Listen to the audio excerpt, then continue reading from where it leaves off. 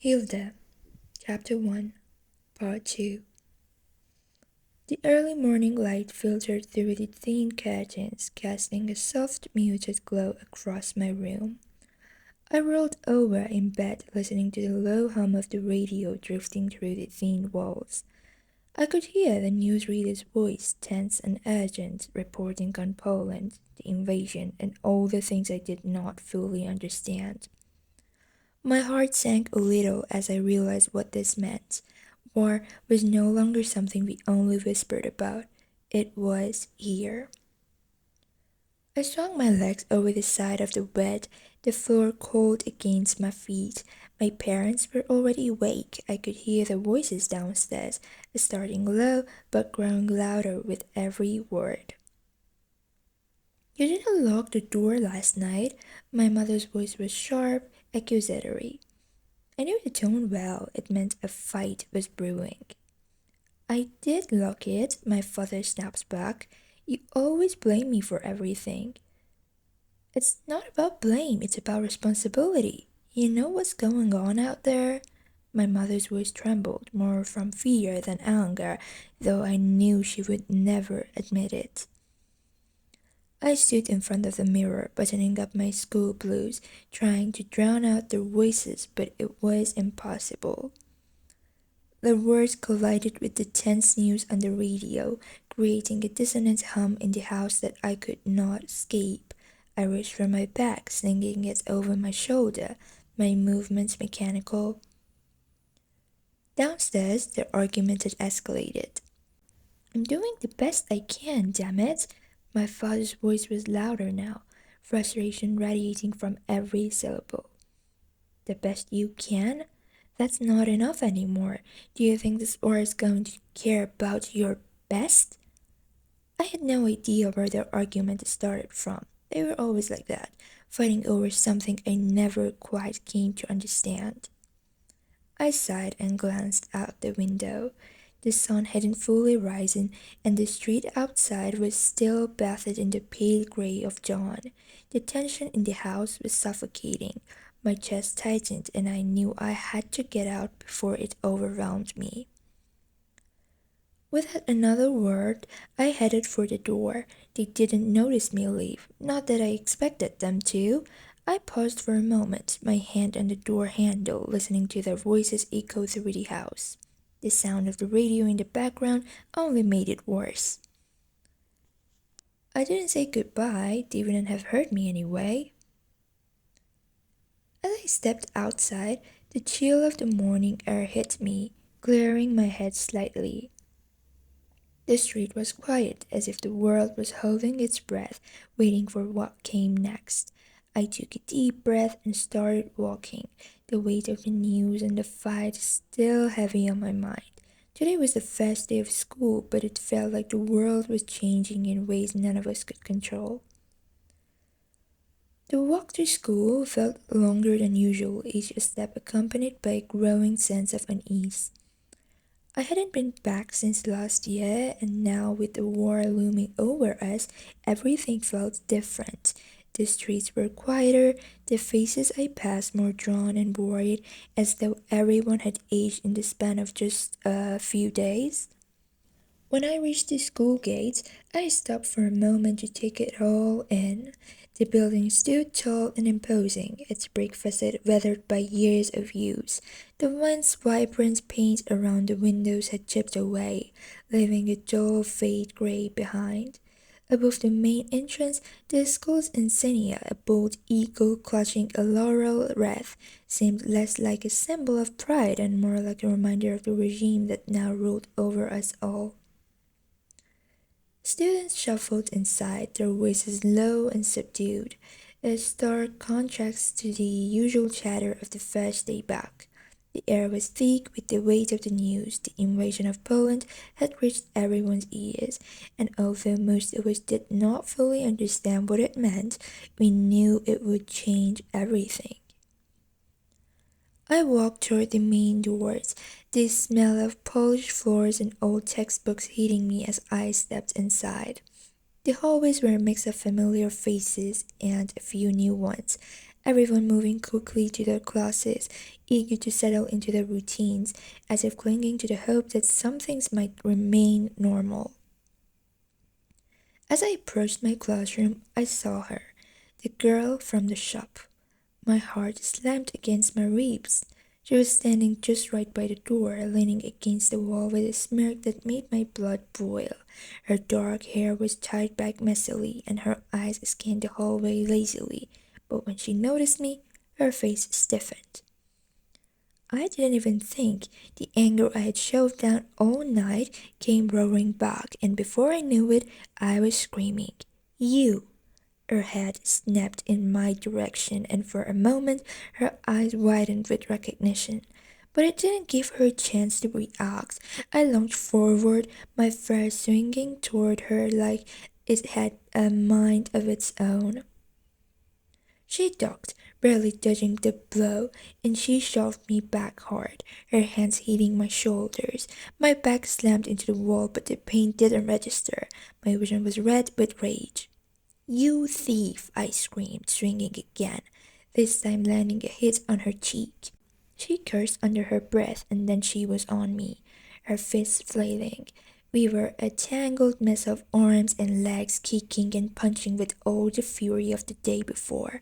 Her nails scratched across my skin, and I grabbed a fistful of her hair, pulling hard. We tumbled to the floor, the noise of our scuffle echoing through the hallway.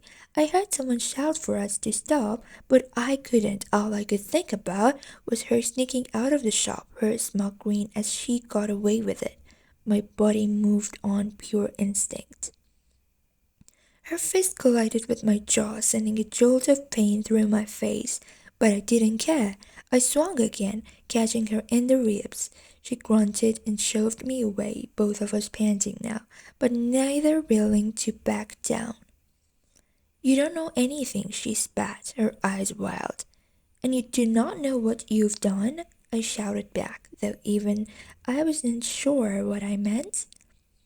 She lunged again, but this time I was ready, blocking her and driving her backward. We were both battered and breathless. She lunged again, but this time I was ready, blocking her and driving her backward. We were both battered and breathless, the fight still raging even as the school bell rang somewhere in the distance. I didn't realize how many faces were watching us until I heard someone shouting, "Stop that!" A firm hand grabbed my arm, yanking me backward. My breath came in ragged gasps, my chest heaving as I looked up to see who had pulled me away. The girl was still glaring at me from across the class, other students holding her back. "Get off of me!" I spat, thinking of the grip of the woman holding me. She stood tall, her face set in a deep skull, a woman in her 40s with sharp, tired eyes. A teacher, no doubt. Her voice cut through the tension in the air like a whip. "No one's got time for your stupid dramas in the middle of all this," she snapped, her voice filled with frustration. "We're all stuck in this hell of a situation, and I am not dealing with this nonsense today. Save it for another day." I glanced around, my pulse still racing. The class had gone dead silent. All of my classmates, some I recognized from middle school, others I didn't, were staring at us, their faces a mix of shock and curiosity. The weight of their eyes on me made my skin crawl. I wiped my nose with the back of my hand, feeling the stench of blood and bruises.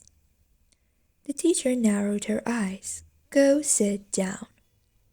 I shot the girl one last glare, the hatred burning in my chest. Her eyes met mine, cold and defiant, but she didn't say a word. I turned on my heel, walking into the classroom, my knuckles still throbbing from the fight. I found an empty seat near the back and slumped into it, crossing my arms. The girl slipped in a few moments later, sitting on the opposite side of the room.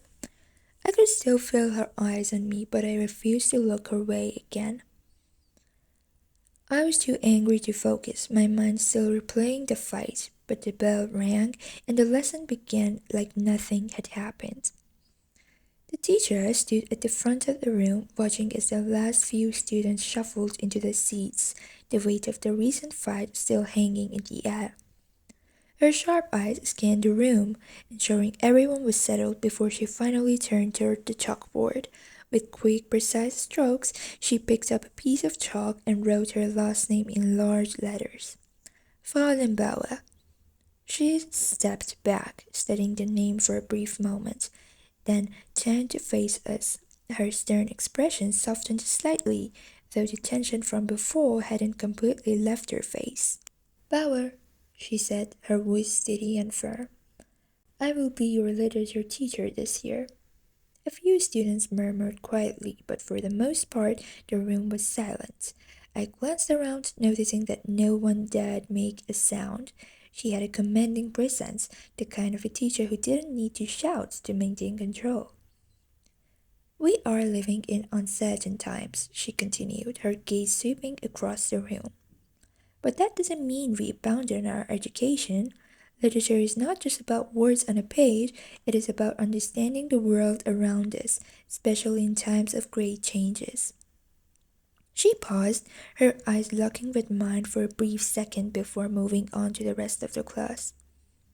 Books have carried civilizations through war and peace, through despair and hope, and now more than ever, we need the wisdom they offer.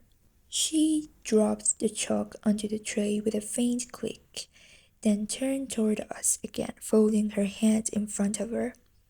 I expect each of you to engage with the text we read, to think critically, and to contribute to our discussions. Literature is not a passive subject, and I will not tolerate passivity in my classroom. Is that understood? There was a collective murmur of argument, and I found myself sitting a little straighter in my seat.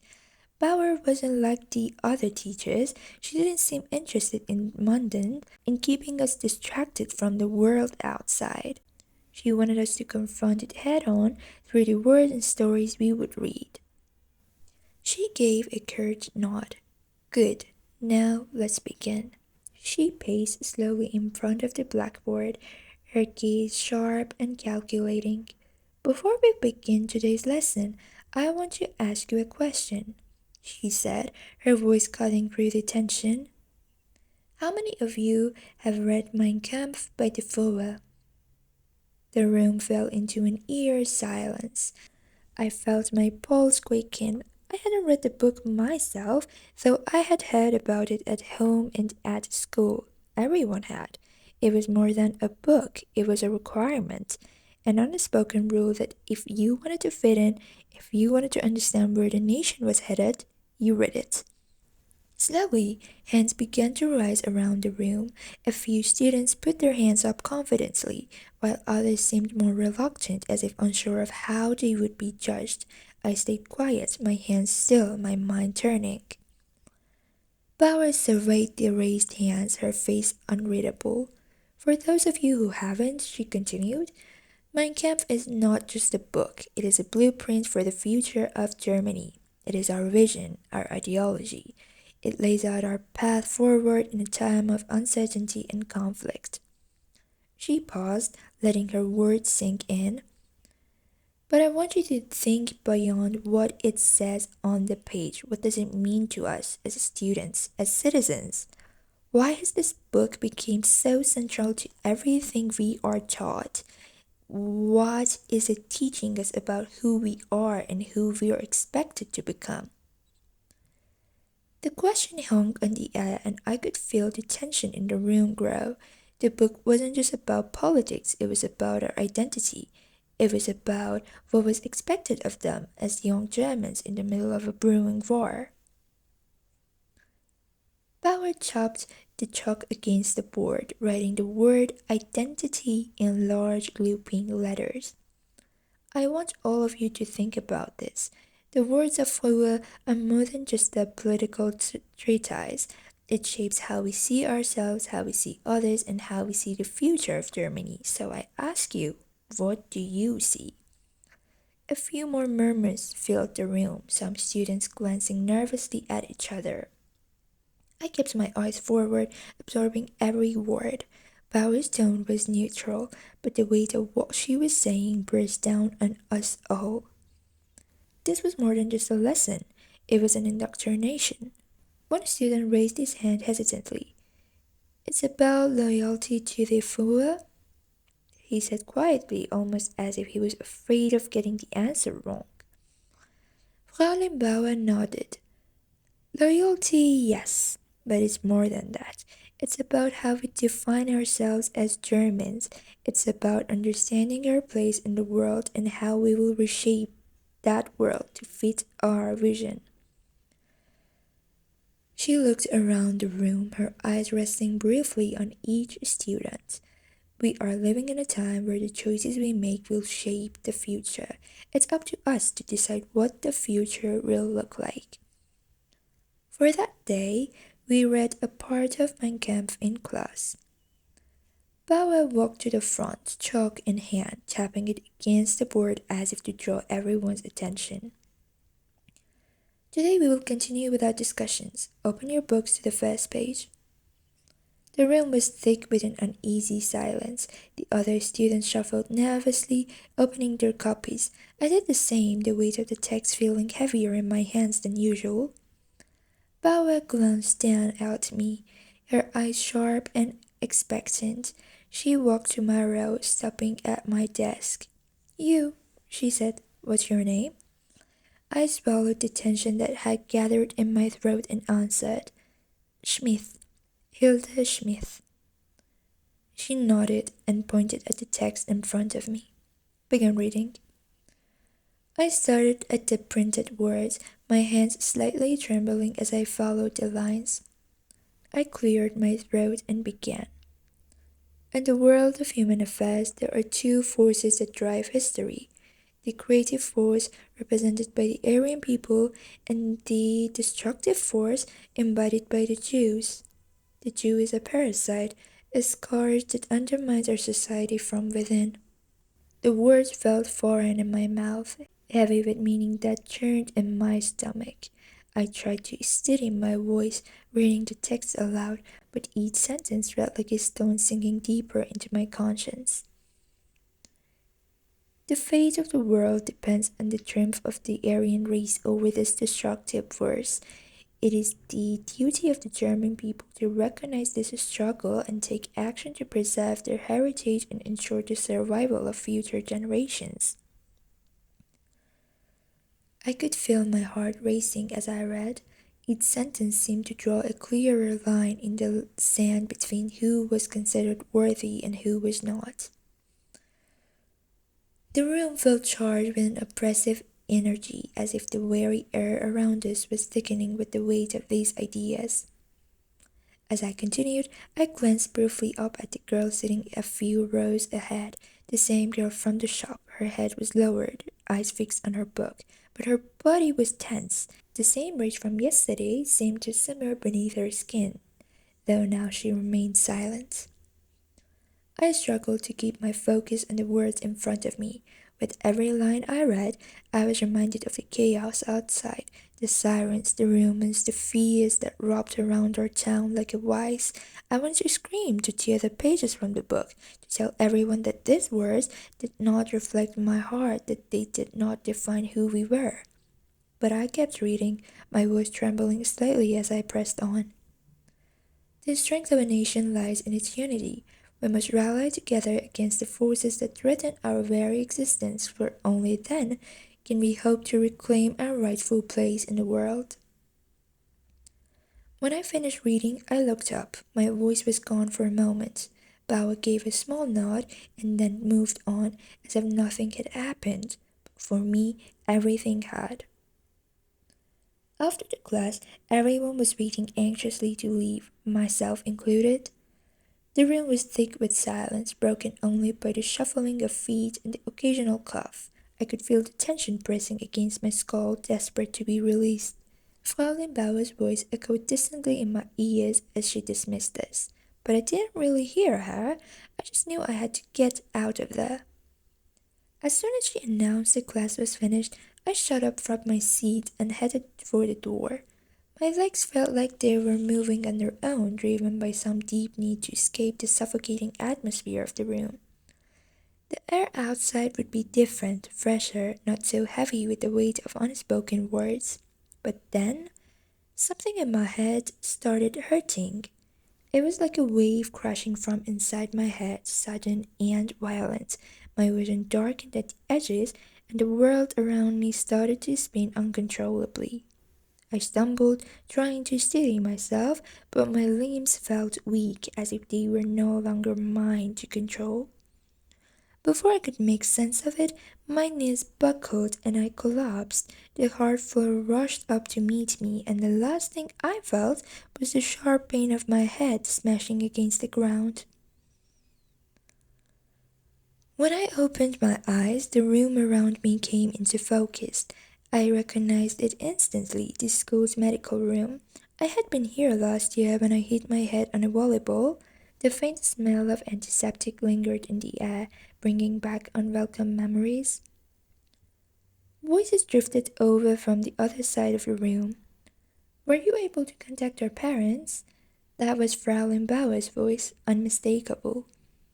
Another voice responded, softer but stern. I turned my head slightly to the left and saw a man in a white coat, probably a school doctor. Her parents didn't answer the phone. I kept quiet, listening to the conversation, my body still heavy with exhaustion. After a few moments, Fraulein Bauer came into the room. She stood over me, her expression sharp. Are you feeling okay? I nodded slowly, my head still throbbing. What happened? She crossed her arms, her voice clipped. Mr. James, the doctor, says it's probably from the fight you had with Talia. Talia, so that was the girl's name, the girl from the shop.